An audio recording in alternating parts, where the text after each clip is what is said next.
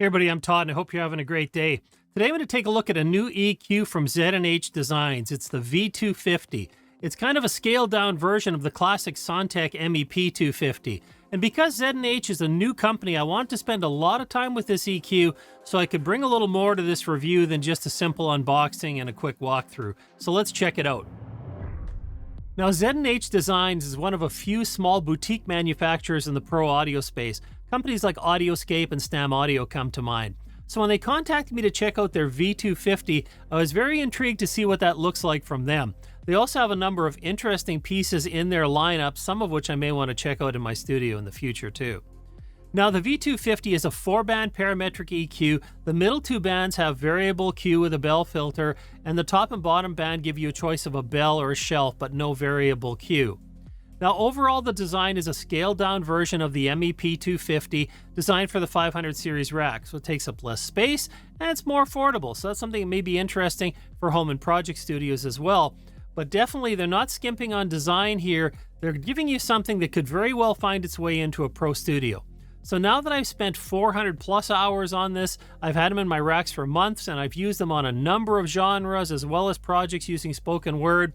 I have a little more to tell you from my opinion, but also from a number of tests. So let's get right into that. Now, for all the audio and technical tests in this review, I have the two V250 EQs mounted in my Cranbourne Audio 500 ADAT rack. It's between a pair. I got an SPL Big and a TK Audio BC501 bus compressor. Won't be using those in this review. Now, that's connected by ADAT up to my Orion 32 Plus Gen 3, and so conversion's happening in the Cranbourne. Clocking is all done through the Orion. Now, I'll run some audio through these EQs. We'll use a variety of instruments as well as mixes so you can get an idea of what this will do.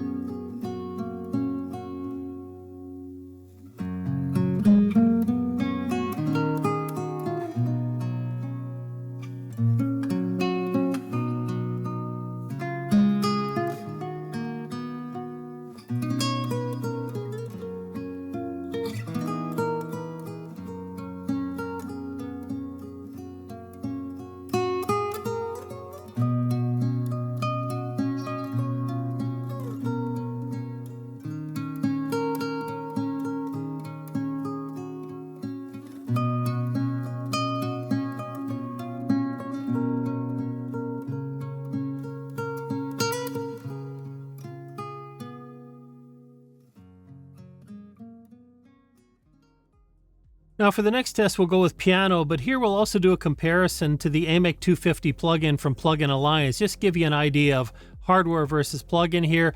Now the plugin is based on the full-size rack model, so it has 5 bands and each one has variable Q, but it'll still give us an idea when we listen back and forth between the hardware and the plugin. So I've got 2 identical tracks set up here so we can do the comparison. First I'll let you hear it just with them bypassed, nothing happening.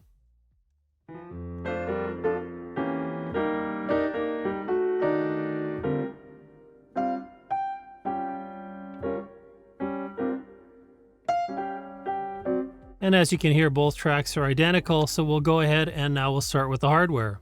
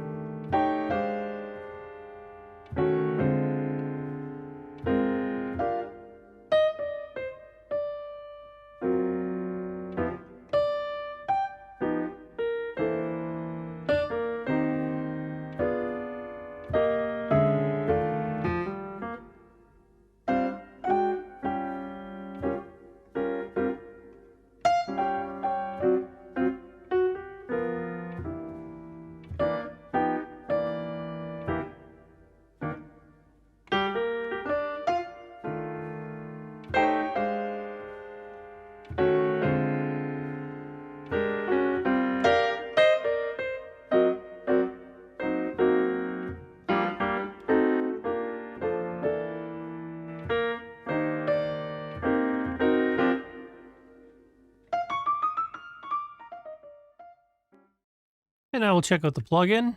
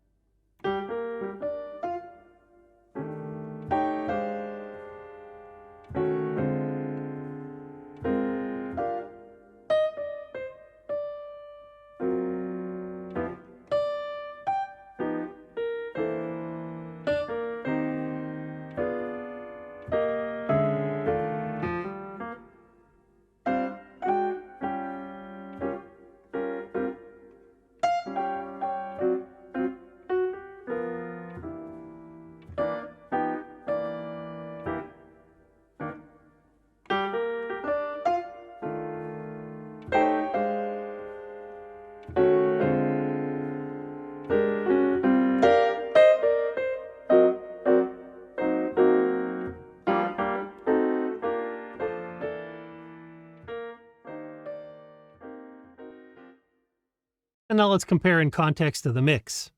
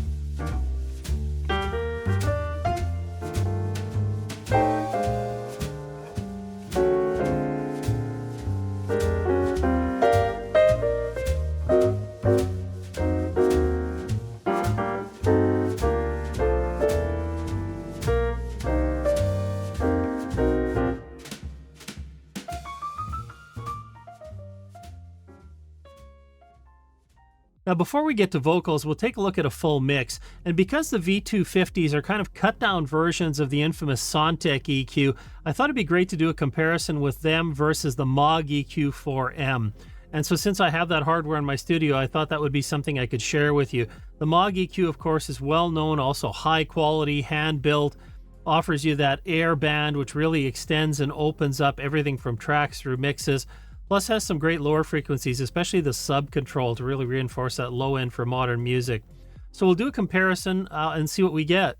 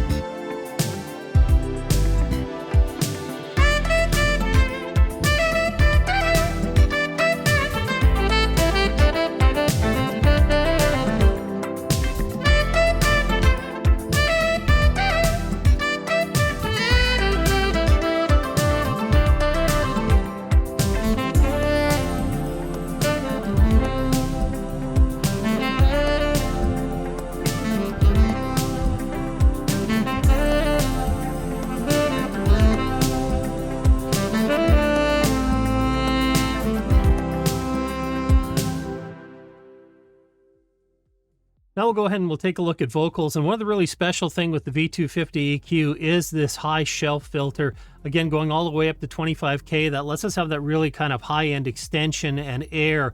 Great for vocals, but also on a lot of other instruments and the mix as we saw earlier.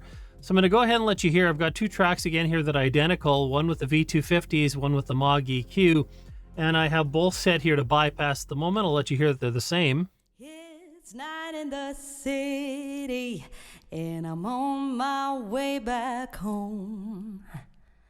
Humming on my favorite ditty, swinging like Natalie Cole. So now I'll go ahead and switch back to the V250s. We'll get them sounding great, and I'm going to engage the adjustments I made on the MAAG EQ, so we'll be able to listen back and forth just to get a sense. I'm not necessarily going to get them identical here, but I'm going to try and get them in a similar zone for you to hear. It's night in the city, and I'm on my way back home. Humming on my favorite ditty, swinging like Natalie Cole. But then out of the blue, who strolls down the boulevard but you? Your place is closer than mine. Why don't we go there and have some more wine? 'Cause life is for living. Let's see where this all might lead.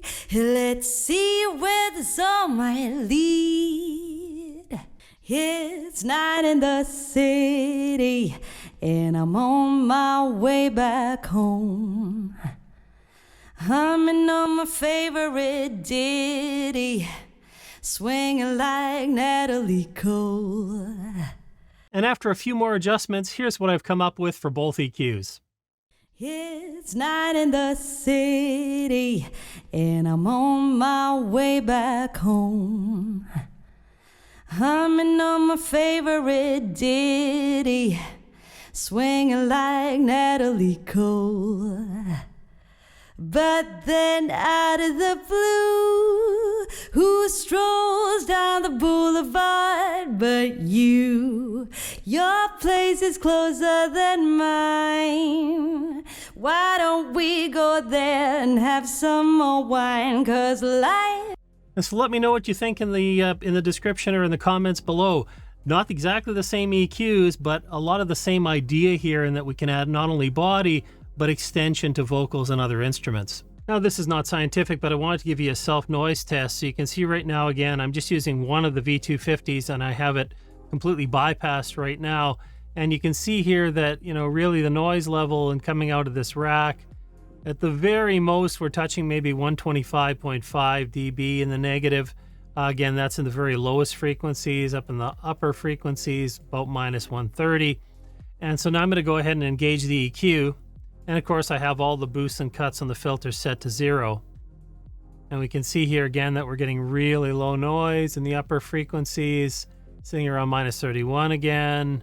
In the low frequencies, just looking at here, there we go, it was the maximum touch, around minus 130. So we're getting even a little less there. So we're actually cutting a little bit of frequencies here, going through the circuitry, but very minimal here. We're talking about, you know, about 4 dB in this minus 125 to 130 range. As you can see, noise here is very low, well below anything you're going to need to worry about when you're making a recording or when you're mixing.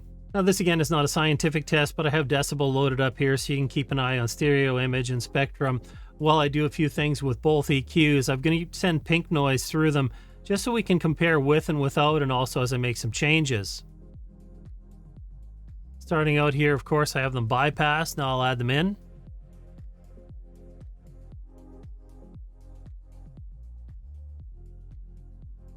And what we're looking for here is, were there any changes when I engage the bypass back and forth?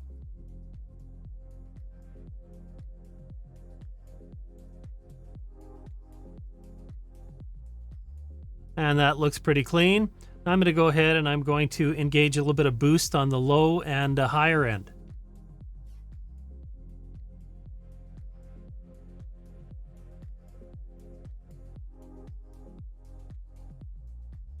And that's not a maximum boost on the low filter.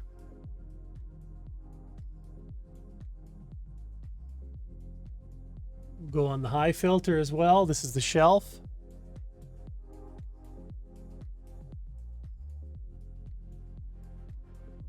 And we'll do the mids.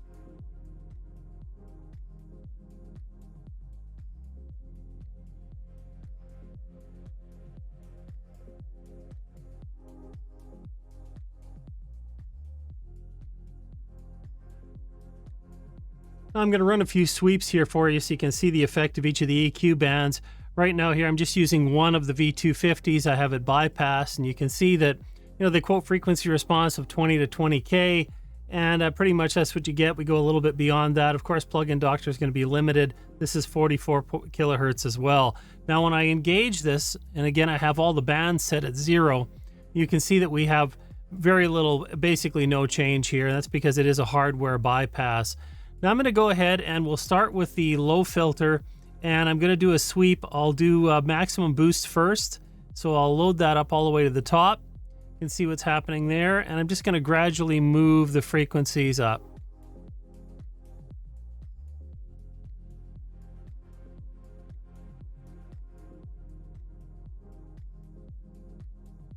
Okay, and then I'm going to go ahead and drop down to a cut, maximum cut. And once again, I'll move the frequencies down.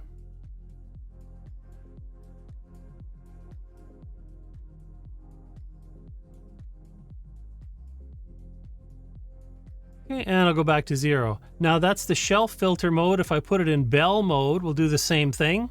And I'll do maximum boost. And we'll increase the frequency.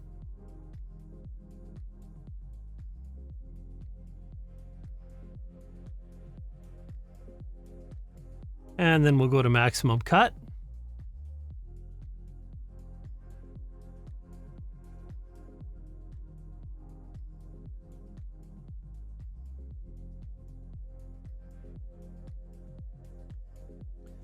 And so as you can see, there's quite a bit of versatility in that band.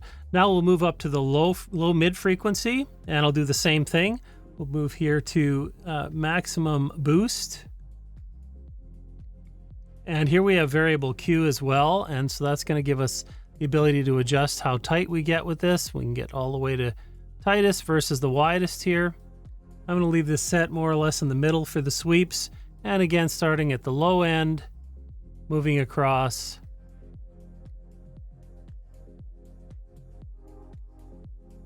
Up to the highest frequency. And they say 800 hertz, and you can see that the peak is pretty much sitting right there. Now we'll go down to maximum cut.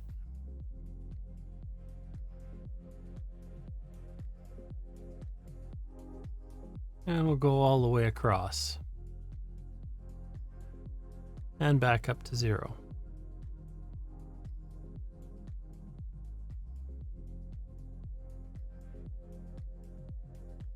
Now we'll do for the high mid filter. Again, maximum boost.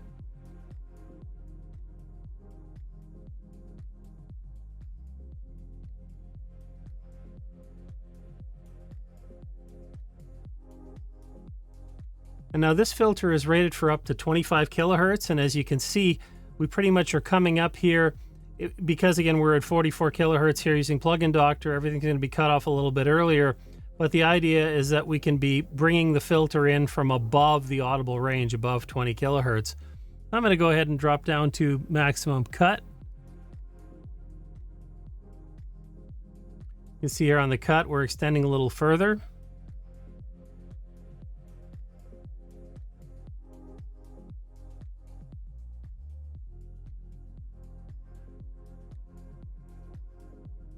And all the way to the lowest frequency. Center back to 0. I'll go ahead and do the high filter. I'm going to start in this case in the bell mode just because we should have very similar performance. These both have the same rated frequency range. And we'll go ahead and do maximum boost again. And we'll go across.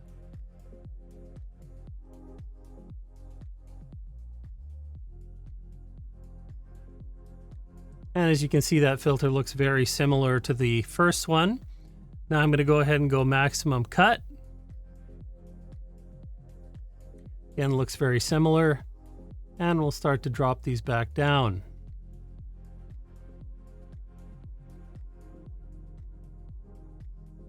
And so there we are with the bell at maximum cut. Now I'm going to switch this into the shelf mode. And of course, the shelf mode is the one that's really interesting in here for me because it allows you to get up into those air frequencies again with a shelf. So let's go again, maximum boost on the shelf. And I'm going to go ahead and drag this across.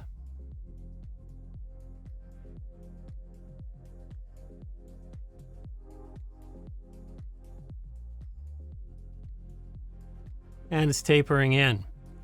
And I will go maximum cut, and I'll bring it back down.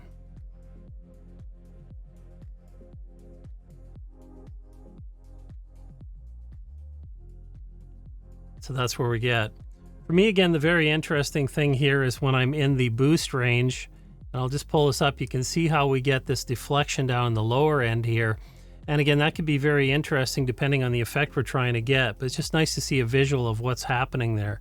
And if I bring that up across a little more, we see that deflection starts to disappears, and then we get to a point where we're pretty much flat, and then a gradual boost. I'll take a look at the build quality for the V250, and of course Z&H Designs products are all that boutique built, handmade. And looking at the layout here, everything looks very good that way. Assembly looks really clean on this. Look at the solder on the back. All the solder connections appear to be well done here, so no issues that way at all. This is a 2-layer design so that we get the connector lining up with the 500 series rack. Nice thick plate on the front here. The pots are all mounted directly to that, so that's going to be really solid. Push button switches are mounted to the circuit board in here, but they also feel quite positive, very solid. These are metal knobs on the front of the unit here. They all have set screws to hold them in place. So again, a kind of a nice quality touch that we're seeing here from Z&H. Then in terms of the front here, the design is custom on here. You can have a number of different looks if you want on the front plate. So that's just something to be aware of here if you want to customize the look of your rack. But overall, I'm going to say everything is well put together with this unit. It appears to be the quality that they're telling us it is. Now, I won't spend a lot of time on features and specifications. As usual, there'll be more information in the description below. One thing that's interesting here is that high and high mid band both cover 1 to 25K. So a lot of range of adjustment there. You got a bell filter on the high mid that has variable Q, and then you have bell or shelf on that high filter. And so you get a lot of interesting interplay between those frequency bands as well. Also, you'll notice the harmonic distortion is very low on these EQs, so they're very clean. Great, again, for use multiple times in your mix, and also if you wanted to have them just on a mix bus, everything's going to be really nice and clean. So now that we've gone through a few objective tests and let you hear some audio through these EQs, I'll give you my final thoughts. And again, I spent a lot of hours with these EQs. I've had them in the racks for months. They've been on for hours and hours, day after day, using them constantly, so I have a good idea of how they stand up. And I have to say that day one versus now, I haven't really noticed any difference in the pots, the switches. Everything seems to be as it was when I got it. There's one that's a little bit stiffer. One of the pots is a little stiffer from the center detent. That's, again, the boost and cuts have only a notch at 0 dB. All the others are infinite sweep. And so I found that one of them's a little stiffer than the others, but it stayed that way. Beyond that, functionality, I found everything to be really consistent. I can go back to them again and again, and the performance remains the same. So I'm not noticing any difference in the signal going through them. So in the long term, I'm going to say that very good. I like the performance of these. I've tested them with all kinds of different tracks, different instruments, different genres of music. So everything from kick drum to snare, guitar, bass, piano, vocals, spoken word. They're really useful on a lot of sources. I really like them on vocals. I like them on pianos, and particularly too on a mix bus. I think these can be a great mix bus EQ if you want to go there.